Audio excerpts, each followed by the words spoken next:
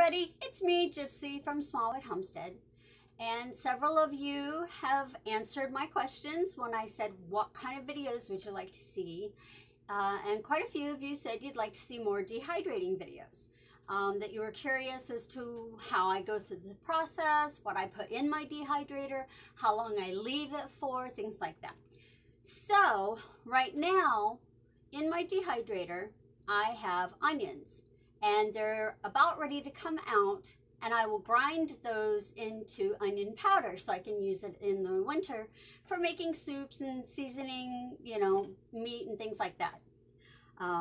What I'm doing now is I have already washed some red potatoes and I am peeling them, and what I'm going to do is I'm going to cut them into about maybe 1/8 inch to 1/4 inch thick slices, and I'm going to lay them out on my tray for my dehydrator.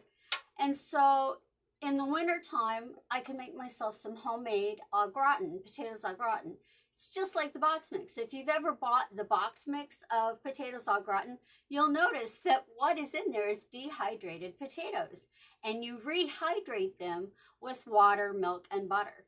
And so ta-da, that's basically all I am doing right now, is I am prepping my potatoes for the dehydrator. Now, we've had a lot of rain here lately in Southern Illinois. You know, it's kind of after effects of Hurricane Laura. And so the humidity level where I am, because I'm in the middle of the woods, has been really high. So things have been taking longer to dehydrate. I had 3 trays of blueberries, and it took almost a week for them to dehydrate completely. So I'm banking on these taking probably at least a week, if not longer. And like I said, I'm just, you know, slicing them in 1/4 inch, 1/8 inch, 1/4 inch pieces. You can see, you know, you can kind of gauge. If you've ever made the box mix before, then you kind of know how thick you want to do it. You don't want them too thick, because of course that will then take longer for them to dry out. And, you know, you probably would like to store them when you're finished. What I do with my potatoes is basically I have several mason jars, and I just seal them very tightly once everything has dried out and cooled, and then I put them in my pantry over here. Now you'll notice some of these I oopsed and cut in half, but that's okay. They all taste the same, right? And please excuse the condition of my house, because I have been trying to get everything ready. I'm going to have wrist surgery next week. Yeah, on Wednesday. I'm going, and today is September the, what is today? Today is September the 1st, Tuesday. So, you know, I've got about a week, and I'm hoping I can get everything done so that I don't have to rely on other people to come and help me. Now, I do have some friends and my son who are coming to help, you know, when they can, but people have lives and they have their own families. My daughter is in her 2nd trimester of a difficult pregnancy. She's supposed to be on bed rest, but she doesn't listen all the time. So, you know, she can't really come over and help a lot. But like I said, I do have some friends who have agreed to call and check on me, make sure that I'm doing okay. I have weird reactions to anesthesia, in which I have awakened during surgery before. Not fun. Most recent one was about 5 years ago. I was having sinus surgery, and I actually grabbed the doctor's arm and I was crying because I could feel it. I could feel every single cut. Yeah, that was not fun. That was not fun. And usually what happens is if I wake up during surgery, well, then they have to give me more medication to knock me back out. And then it takes me twice as long to wake up normally. So, yeah, I'm not looking forward to it, but my wrist, and it's my left wrist. I can't do this with it. This is my right wrist. I can't do this with it. It hurts too much. I've not been able to crochet. I haven't done a lot of gardening. I have been blessed with people giving me things from their garden though, so that's been helpful. You know, my goal as always is to be as self-sufficient as I can be, you know. Derby, go on. Sorry. If you've watched my videos before, you know they often get photobombed by the cats. So, and yes, I did wash my hands before I started doing all of this. I just realized that I probably didn't tape that part or record that part. You can tell what generation I'm from, huh? Now with my potatoes, I don't dip them in anything. I know that I had someone ask me about the bananas when I was making the banana chips. Yes, I dip the banana chips into just pure lemon juice before I put them in the dehydrator because I find it helps keep them from getting really, I don't know, like rubbery almost. It helps dry them out, I find. But, you know, test it out. You may find you like it different, you know. The potatoes, I generally, on vegetables, I don't put anything on them. I put nothing on my tomatoes. I put nothing on my potatoes. I put nothing on my carrots when I dry my carrots. Yeah, it's just with certain fruits, you know. Now, obviously, the citrus fruits, your oranges and your lemons, you don't have to put anything on them. When I dry citrus rinds, and yes, I do believe in drying my rinds as well. I use them in tea. I use them in muffins. Excuse me. I use them in flavored breads. You can eat an orange rind. Yes, you can. You can eat a lemon rind. Yes, you can. You have to clean it properly first because when you buy them in the store, unless you're buying, you know, pure organic straight from the farmer, and even then I would still wash them thoroughly. You want to make sure you get off any treatments that they may have had in transit or treatments that they may have had while growing. And so, you know, I wash everything off. But yeah, I will cut up my lemon rinds and my orange rinds and dry them, and I've put them in muffins. I've put them in black tea. Oh, they smell. It smells so good too when you put them in like black tea, just a regular old Lipton black tea.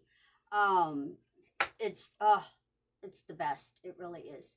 And this is how I lay them out. Although they're sliding now because I'm tilting this so you can see it. But you want to leave a good amount of room, you know, ½ inch or so. Well, actually more like 1/4 inch or so in between them, just so that the air can circulate really well.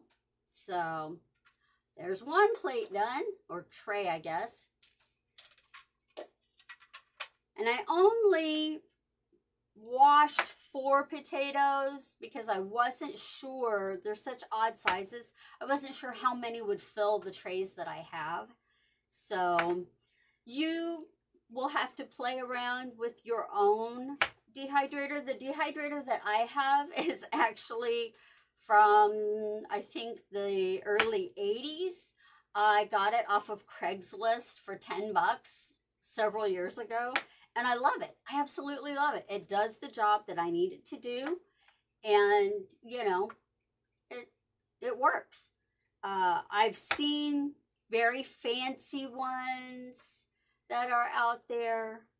I've never been a very fancy kind of gal. You can probably tell. Um, if you've watched my channel for a while, you'll know that yeah, I am not someone who is, you know, diamonds and pearls. That's just not me.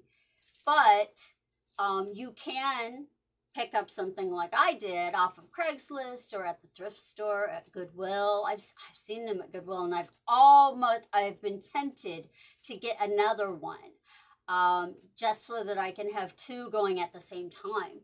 Now, this particular model, I was able to order extra trays for it off of Amazon, so that was good. If you do find an old dehydrator at, say, Goodwill, and it doesn't have the amount of trays that you want to go with it, look at the ID number on the very bottom of your dehydrator, and it will tell you the model number. It will tell you who made it. I was lucky. I got one that was advertised by good old Ron Popeil or Propeel. I never knew how to say his name, but basically the king of mail order.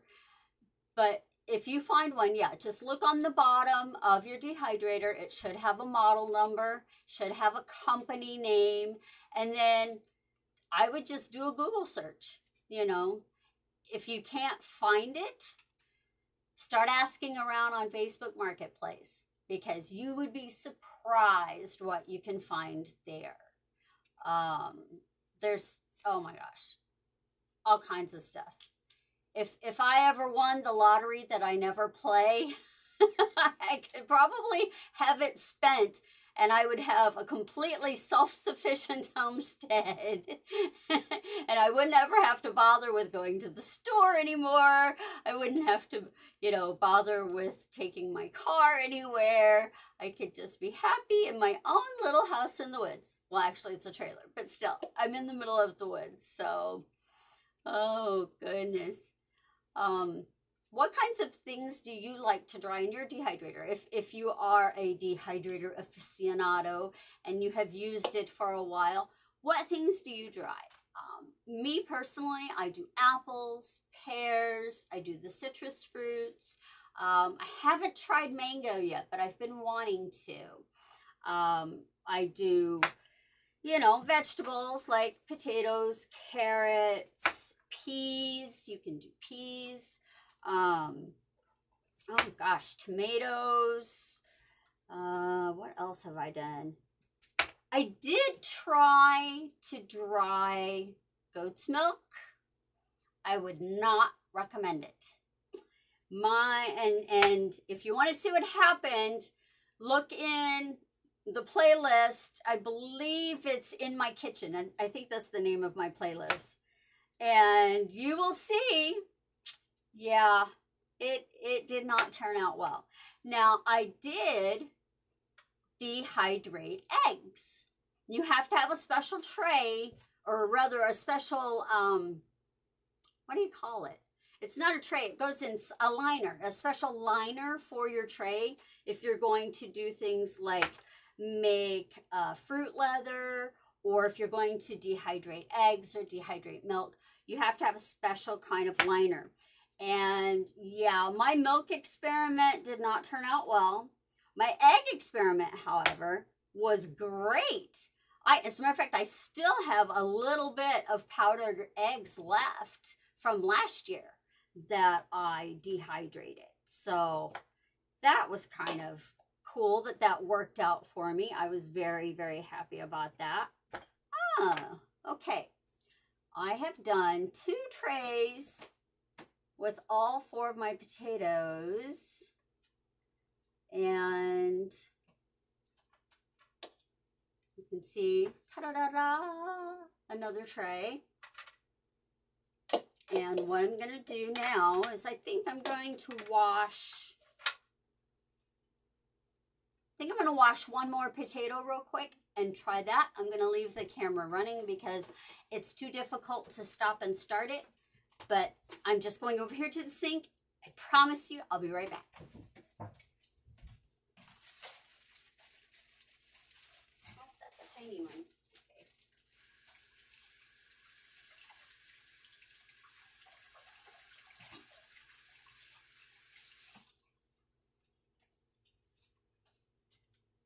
Move it, guys. Move it. Move it. My kitties are getting in the way. I actually grabbed two because this one's tiny. Very, very, very tiny. So I went ahead and grabbed that as well. Dry my hands on my apron. I don't always wear an apron. I've got several of them hanging up back there, but yeah, they're handy. I like them when I'm doing messy stuff like this, especially when I'm preparing apples. Apples to me are one of the, well, apples and the citrus fruits are the messiest to dehydrate. You know, they're juicy, they're sticky. So, but I actually have 2 bags of apples in my refrigerator right now that once these potatoes are done, the apples will go in. So, and apples I tend to dip in the lemon juice as well because it keeps them from turning brown. Basically, it keeps the apples from turning brown while they are drying. I mean, it doesn't hurt them if they're brown. It just means that they're dried, you know, they're dehydrated. But some people like to have a more aesthetically pleasing looking fruit, you know, when they're snacking. I love making apple chips, and I have actually used my apple chips in making apple pies. I've made my one-person apple pies before, which that may be in a video as well somewhere. I've been doing this for a little bit now. Oh, that is my oven telling me that my baked potatoes are finished. So I'm going to turn off the timer and be right back. Hush. Hush. Okay. Sorry for all the interruptions. I hope you don't mind. Just goes to show you that I'm a real person. And I'm not, how do you say? The word escapes me. I'm sorry. I've been so worried about this darned surgery that I've just forgotten everything else.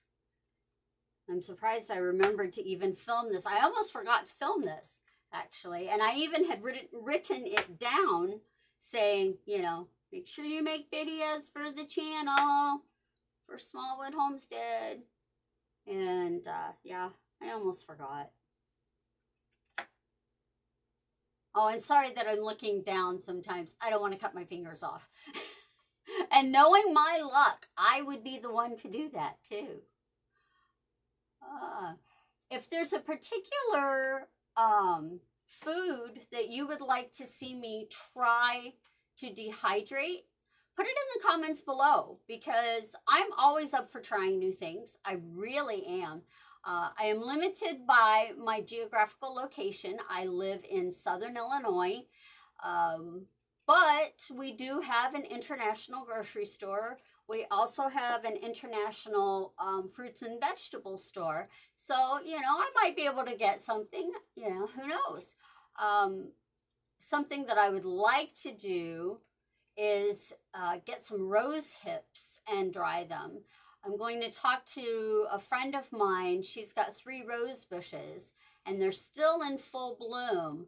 So I'm going to ask her if once it cools down and the blooms are knocked off, if she will let me harvest her rose hips, because rose hips are actually full of a lot of vitamin C. They're full of antioxidants, you know, and they're just a really good winter food to have around. I like to add rose hips to my tea. I drink a lot of tea in the wintertime, a lot of hot teas, so I will add them. Sometimes I'll add them to mulled wine, or add them to like wassail, glühwein, glögg. I've made glögg before. And it's just nice to have a little extra boost. I've actually taken them when my kids were little. You know, my daughter was always picky about what she would eat or drink, but she liked lemonade. So I would actually make her warm lemonade with a couple of rose hips in it, just to give her some extra vitamin C in the wintertime whenever she was feeling kind of icky. So, you know, it's really well, it doesn't taste like the rose. But it does taste fruity, if that makes any sense. I've seen other YouTube videos, like from India, in which they take the rose hips and they actually boil the rose hips with rice. And I thought, oh, wow, I bet that tastes great. So I'm going to have to try that one too. Never know. I like learning new things, so I'm not much of a cook, I will admit it. You know, I don't like to cook. I like to bake. I love to bake. But I don't know, unless I'm cooking for a large group, really, it doesn't interest me much. So usually when I have my Yule party, I will make pumpkin soup or butternut squash soup. And I always make enough to feed an army, because I insist that people take some home with them, because it's wonderful reheated the next day. So I do that. But usually I like baking. I like to bake. I don't know. It may have something to do with the fact that I live alone, and so to cook a large meal just seems pointless, because, well, there's no one here to eat it but me. At least not yet. Not yet. You never know, though. I hope everyone is doing well. I hope you haven't caught the thing that no one's allowed to say on YouTube. But I'm not monetized anyway, so I don't see how it will affect me. But I hope you are taking care of yourself. I hope you're washing your hands and wearing your masks and only traveling when you have to. And if you are an essential worker, God bless you. I mean, seriously, get down, Derby. Seriously, may you be truly blessed, because, wow, I have friends who are essential workers, and it's tough. It's really tough. This year is going to go down in the books as, you know, the year we all learned something about ourselves, be it good or bad, because Derby, down. Sorry, Derby wants my attention. I don't usually sit in here at the table, that's why. But yeah, I know I've learned a lot about myself during this. I've learned that I don't like to be alone as much as I thought I did, because when it got to where I couldn't be around people, that's when it really hit. And I was like, oh, I don't like this. I don't like that I can't just go and sit at the cafe and people watch. You know, I can't do that. Our governor Pritzker, has changed up the rules so many times that it makes your head spin. And he even changed them again recently. So I just figure if I stay home, I'm okay. I just stay here by myself, you know, and if I have to go, say, to the doctor, then I put my mask on. Alrighty, there's the third tray. So I have 3 trays of potatoes, and they are going to go into the dehydrator. And you've seen me put things in the dehydrator before, so I'm not going to dismantle the camera and all that good stuff. But instead, I'm going to say, if you ever want to contact me, my email address is smallwoodhomestead@gmail.com, and I'll put it at the bottom of the screen there for you. And I also have a PayPal account, which is Smallwood Homestead. And let's see what else. Oh yeah, by all means, please, please, please give me your ideas. You know, I'm just one gal. My brain doesn't encompass everyone else's. You know, I would love to try something new that maybe I hadn't thought of. And since you all are out there, maybe you can think of something for me. I hope that you're all safe and that you're all healthy. And yeah, Goddess bless. Namaste, friends. Hope you have a great day. Bye.